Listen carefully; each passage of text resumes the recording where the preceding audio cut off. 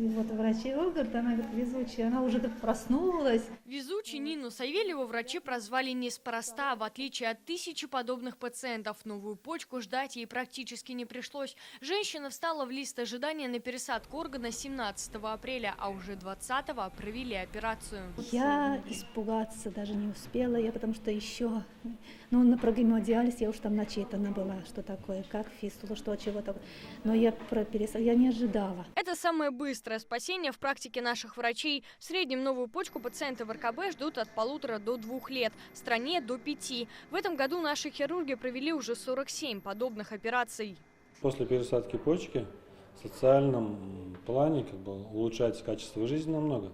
Они не привязаны к гемодиализу, могут спокойно путешествовать. Вот у меня 2 детей, моим детям тоже передалось поликистоз по наследству. То есть наследственное получается.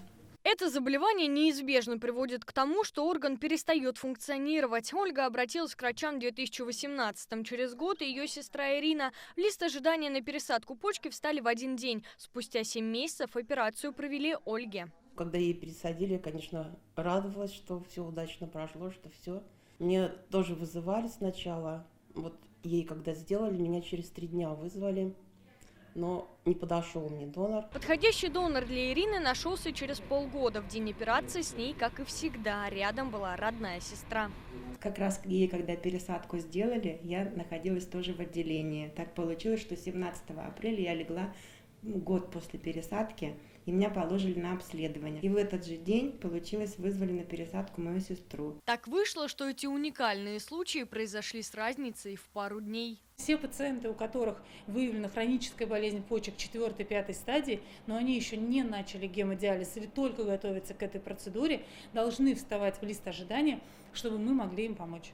Сейчас в листе ожидания на пересадку почки находится около 250 пациентов. Как скоро она появится, неизвестно. Но, как показала практика, чудеса случаются. Алена Струминская, Лейсан Саитова, ТНВ, Казань.